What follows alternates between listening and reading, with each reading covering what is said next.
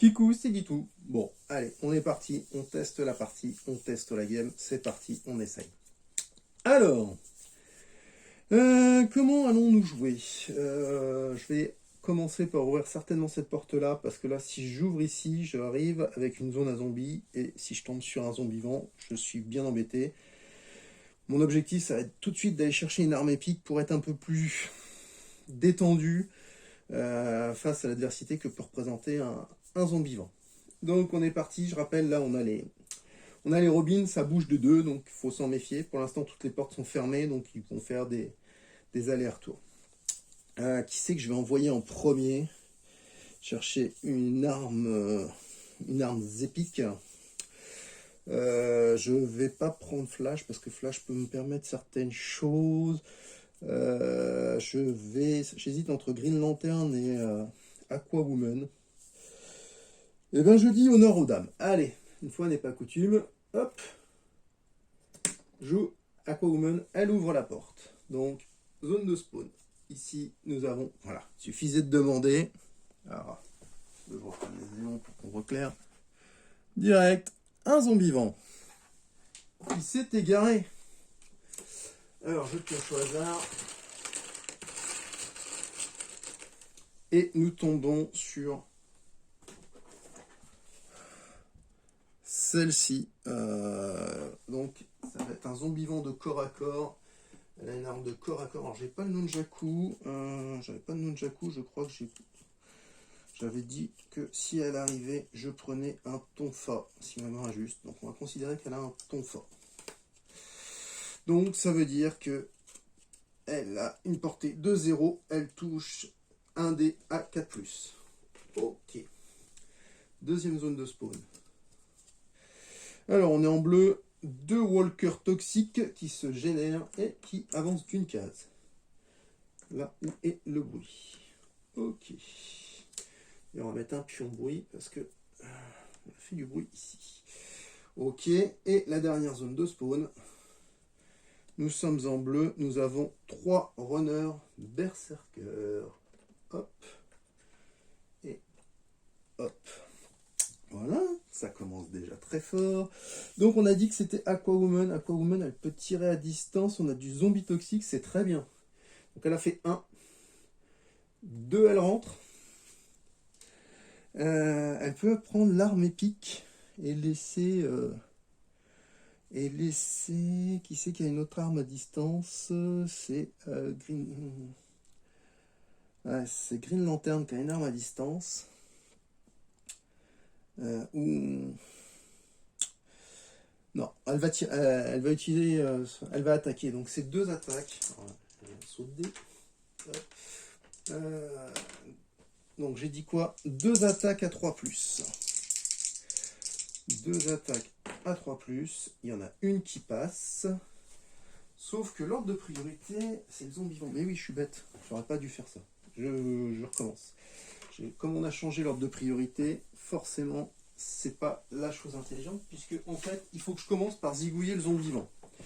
Donc pour zigouiller le zombie vivant, là pour l'instant, j'ai pas suffisamment de puissance de feu, on va dire ça comme ça, pour aller zigouiller le zombie vivant. Hop, je remets les compteurs à 0.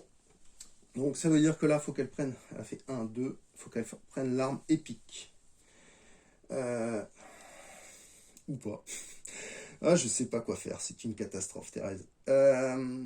Si elle va prendre l'arme épique, elle prend l'arme épique, et l'arme épique sera... Oh, pas si mal. Un lance-flamme. Donc là, ça rigole 0. Donc elle a une carte en avant aussi. Hop, le lance-flamme. Donc elle va pouvoir faire l'équivalent du cocktail Molotov un petit peu partout où elle veut. Donc elle a ouvert une caisse, donc elle a fait un pion. Et elle a bougé. Et elle va utiliser sa carte en avant pour sortir de la zone pour éviter d'être ici. Donc comme elle a utilisé sa carte en avant, tout le monde a le droit à une action de déplacement gratuite. Du coup, Batman, il va aller ici. Flash, il va aller ici. Et Green Lantern, il va aller ici. Pourquoi? Parce que là, j'ai des runners berserkers qui sont tout seuls. Donc eux, je vais pouvoir ouvrir la porte et aller les aiguiller. Et j'ai déjà gagné une case, ce qui est plutôt bien. Donc qui on envoie d'abord? Les runners. Il faudrait que Batman il pexe assez vite. Donc on va. Batman il ouvre la porte. Ça fait 1. Ah, tac. Ça fait un nouveau pion de bruit. 2, il rentre. 3, il frappe. Donc il a 2 dés à 3 plus. Première attaque. 2 dés à 3 plus. Les deux passent. Donc ça fait 2 DC. Voilà. Et comme il a une action de combat gratuite, il refait une nouvelle attaque sur du 3+, il tue le dernier. Voilà, il est déjà à 3. Et cette zone-là est nettoyée. Et il a joué. Le flash, il pourrait... Ah, le flash, il va tenter un truc. 1, 2, 3. Ouais, le flash, il va aller chercher l'arme épique. Puisque là, il commence à y avoir un peu... On commence tout de suite dans le dur. Donc le flash, il a sprint. Donc ça veut dire qu'il peut se déplacer de 3 cases pour une case d'action. Donc s'il fait 1, 2, 3, ça fait 3 cases de déplacement pour une phase d'action. Ce qui fait 1. 2, il prend l'arme épique. Ce qui lui vaut un petit pion pourri. Et qu'est-ce qu'il nous a trouvé de beau? Oh, le 911 spécial. Le flash a désormais ça en sa possession. Donc c'est du 5D à 3+, qui fait 1 point de dégâts. Parfait. Et donc, il lui reste une troisième action qui lui permet... Alors, de toute façon, c'est le même problème. Il ne peut pas tuer 5D à 3+. Il faut qu'il fasse un full pour tuer le zombie vivant. Donc, il va reculer d'une case. Voilà pour lui. Et Green Lantern, mais mon pauvre ami, tu n'as pas grand-chose à faire. Pas grand-chose à faire. Oh, est-ce que j'utilise tout de suite ma carte pour me... J'hésite à en jouer en avant Green Lantern, ce qui permettrait éventuellement à elle à Aquawoman de venir ici et de faire rebouger ces deux-là. Il n'y a pas trop d'intérêt. Non, il n'y a pas trop d'intérêt en fait. Je fabule. Donc il va faire 1. Lui peut tirer à une distance de 1, donc il va se mettre là. Il fera 2 et il va s'arrêter là. Et donc on a fini le premier tour. Donc, tous les persos gagnent 1 dé. On va essayer de le systématiser avant le spawn. Donc, on est à 2, 1 dé et 2. Ok. Où est-ce qu'il y a le plus de pions au bruit? Bah, finalement, j'en ai 2 là et 2 là. Donc, en théorie, ils doivent se séparer. Donc, j'en ai un qui va par de vers là et un qui va par de vers là. Et donc, elle, ça va être le hasard. 1, 2, 3, 4, 5, 6. Et bien, elle part ici. Ah non, je vous dis une bêtise. Non, je ne vous dis pas de bêtises parce qu'ils étaient là et donc ils n'ont pas de ligne de vue. Ok, donc ça, c'est fait. Donc je retire les pions bruits. Et alors, eux, donc il y a 2 pions bruits là et 2 pions bruits là. Je suppose qu'ils vont... Je propose qu'ils se séparent. Donc 1, 2 devant une porte et les 2 autres restent devant la porte. Ou, puisque les 2 voies d'accès pour venir ici, ils avaient... Ouais, on va raisonner comme ça. Allez, c'est parti. Hop, et on spawn. Ici, donc on est encore en zone bleue. Nous avons un rôdeur toxique qui s'active, enfin qui est généré et qui s'active. Généré puis s'activer. Donc pour moi, eux, ils ont une action de mouvement en plus gratos. Générer puis activer les rôdeurs. Ok, voilà. La deuxième ici. On est en bleu, il se passe rien. Heureusement, sinon c'était abomination. À côté, on a un zombie vivant qui arrive. Alors, ok, au hasard. Ah, ok. J'ai pioché au hasard. De mémoire, s'appelle Wendy. Et Wendy, elle a une tronçonneuse. Donc j'ai dit qu'elle était ici. Et la tronçonneuse, donc elle a 5D à 5+, pour faire 2 points de dégâts. Il va falloir la zigouiller à distance, elle.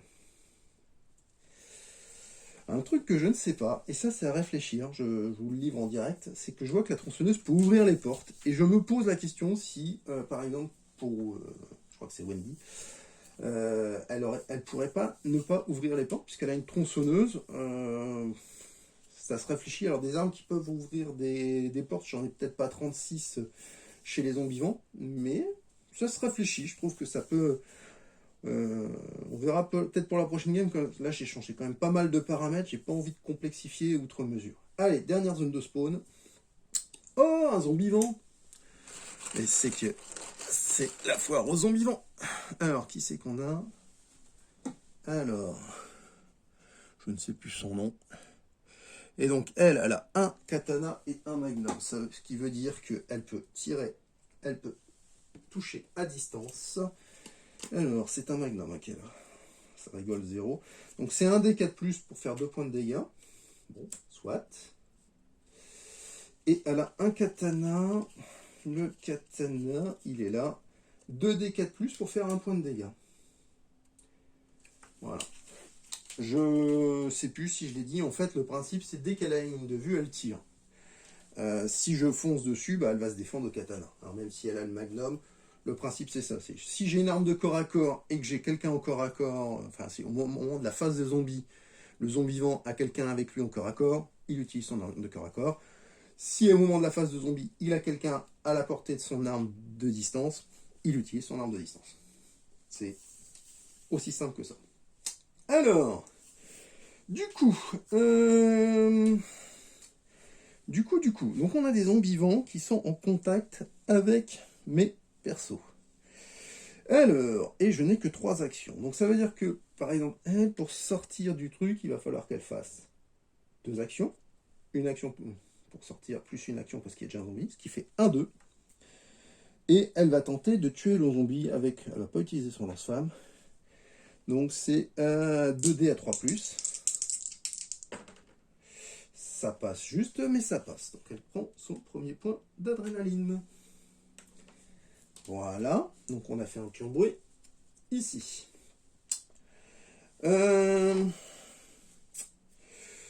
Green Lantern, il est insaisissable. Donc ça veut dire que lui peut sortir de la zone tranquillou biou pour une action. Deuxième action, il prend un pion objectif. Donc Green Lantern, il prend 5 points d'XP. Hop là. Et il a le droit... à une carte d'action d'équipe. Alors il peut en avoir qu'une seule par contre, ça c'est un peu le truc con. L'action de déplacement gratuite optionnelle, puis une action de mêlée. Ah, c'est fort ça. C'est fort. Dans une zone occupée par des zombies ou des survivants adverses. Donc ça veut dire que j'ai une action de déplacement optionnelle, puis une action de mêlée. Donc on va se débarrasser de en avant. Et on va lui mettre chargé. Voilà, donc il a fait 1, 2. Il a ouvert. Je pense que 3, il va rester là. 3, il va rester là. Parce que s'il avait... Sinon, si je vais chercher l'objet... De toute façon, j'ai pas assez d'action. Non, il va rester là. Ok. Alors, Flash. 2 actions pour sortir de la zone. Et il utilise son 911. Voilà, donc c'est 5D A. 3+. Ça passe largement. Donc lui, il a fait... Hop là. Un zombie de moins. Donc 1, 2, 3, il a tiré. Il a refait donc un pion bruit. Et il me reste Batman. Tac, tac, tac, tac, tac. Je voudrais tuer le zombivant avant d'ouvrir la porte, en fait. C'est ça que je suis en train de réfléchir. Il faut que je me mette dans une bonne position. Je voudrais que ce soit Batman qui aille chercher... Je sais pas. Je sais pas qui va aller chercher l'objectif. Ce sera pas Green Lantern. Si c'est Flash, c'est con, il a déjà une arme épique, donc je vois pas l'intérêt. Ah non, il va prendre 5 points. Donc ouais, ce serait mieux que ce soit Batman. Je m'explique. Si c'est Batman, en fait, la seule chose, c'est Flash, il va prendre l'objectif. Ah, si Flash, il prend l'objectif, il est à 6 points et il a une carte d'action d'équipe, ce qui est pas mal. Si c'est Batman, on passe en zone jaune, ce qui est moins bien. Mais il va se déverrouiller son premier gadget parce qu'il va passer en zone jaune. Il va gagner une action supplémentaire. Non, ce sera le Flash. Ce sera le Flash, donc on va se positionner. Donc l'idée, c'est que le tour d'après... qui c'est ça? Green Lantern. Ah oui, mais Green Lantern, il va forcément nous passer en zone... attends, que je te dise pas de bêtises. Non, c'est le Flash qui va aller tuer le zombie vent. Ouais, c'est le Flash qui va aller tuer le zombie vent. Donc il a marqué 5 points. Donc il sera à 6. Il n'y a que Aquawoman qui peut aller chercher l'objet. Et elle sera à 1, 2, 3.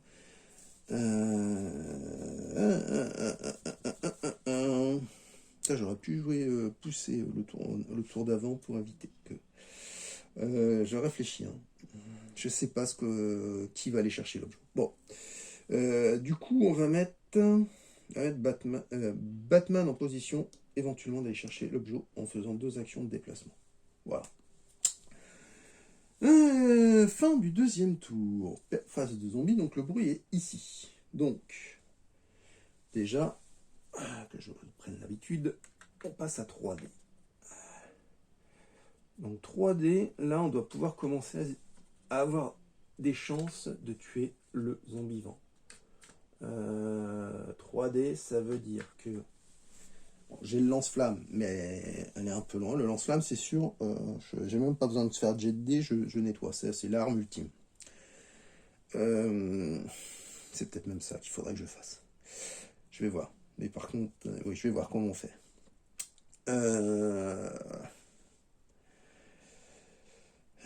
Sinon, ça ferait 5D pour la 911, plus 3D, ça fait 8D à 3+. Normalement, statistiquement, je suis à peu près certain de le tuer. Ok, donc phase des zombies, donc le bruit est par ici, donc elle revient ici. Il y a plus de bruit ici, donc ils font 1, 2, 1, 2. Elle se déplace, elle a 2 actions. Et oui, je vous ai dit une bêtise, moi j'ai dit une action. J'avais dit que les zombies vivants, ils avaient 2 actions. Ah putain, j'ai mal joué. Et ben donc du coup, je rattrape mes bêtises, tant pis pour le tour d'avant. Ok. Et eux, ils ont 2 actions, mais le bruit est ici. Ok, autant pour moi. Désolé pour l'erreur, comme j'ai longtemps joué les zombies vivants avec une action. Du coup, je retire les pions bruit. Parce que ça, c'est fait. Et je pioche, je spawn. Donc phase zone 1, on est encore en bleu. Ce sera certainement la dernière fois. On a 3 zombies toxiques. 3 walkers toxiques.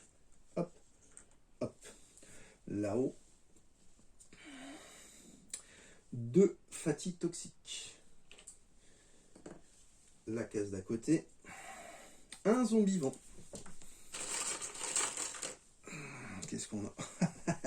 C'est la fête à la tronçonneuse. Je sais plus comment il s'appelle. Le perso de la saison 2. Qui a également une tronçonneuse. Et la zone 4, ici. Ah, alors. Ce sont les rôdeurs berserkers, donc les walkers berserkers, et j'en ai pas, donc je génère et j'active. Donc je n'active que celui que j'ai généré. Ok. Allez, c'était moi. Donc, ça me ferait... Si Batman il tape, il a 5D à 3+, pour tuer le zombie vivant, ça me paraît compliqué. Ensuite, au corps à corps, on a Green Lantern. Lui, c'est même pas la peine d'en parler. Il a 5D à 3+, c'est pareil en fait. Ok, donc là, ça va être compliqué. Ce qu'on va faire...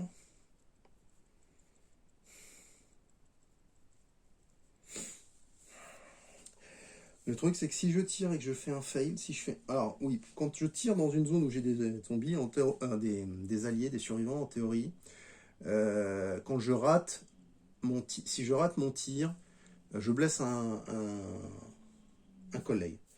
Je raisonne un petit peu différemment, d'une manière générale, dans Zombicide, c'est que je considère que si je tire et que je fais un 1, donc un échec critique, quel que soit le nombre de dés que je lance, réussi, pas réussi, les échecs critiques, c'est d'office une blessure pour le survivant qui est dans la même zone que la cible. Donc là, Green Lantern, c'est pas un problème, il est insaisissable, il va où il veut, lui. Par contre, s'il prend l'objet, on passe en jaune. De toute façon, le flash, s'il y a... on va jouer différemment. Ah oui, mais elle a que 3 actions, elle. Si elle fait 1, 2, 3, elle ne peut pas prendre l'objectif. C'est pas grave. 1, 2, 3. C'est elle qui prendra l'objectif. Green Lantern, il fait insaisissable, il fait 1. Green Lantern, est-ce que j'utilise ces dés? Non, ça me paraît pas judicieux.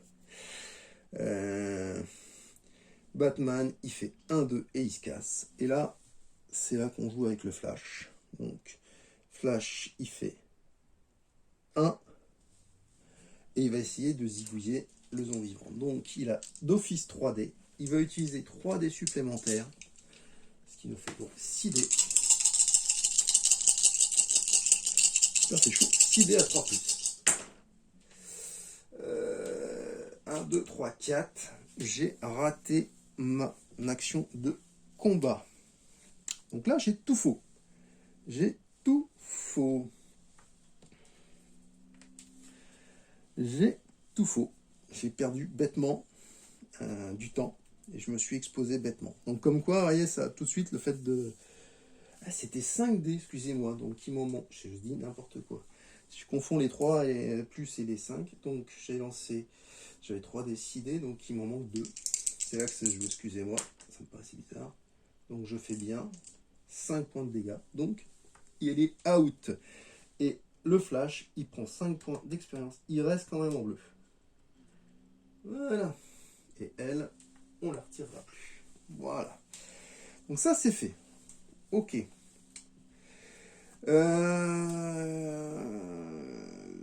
Qu'est-ce que je propose? Je fais la phase de spawn et j'arrête là. Donc, lui passe à 4.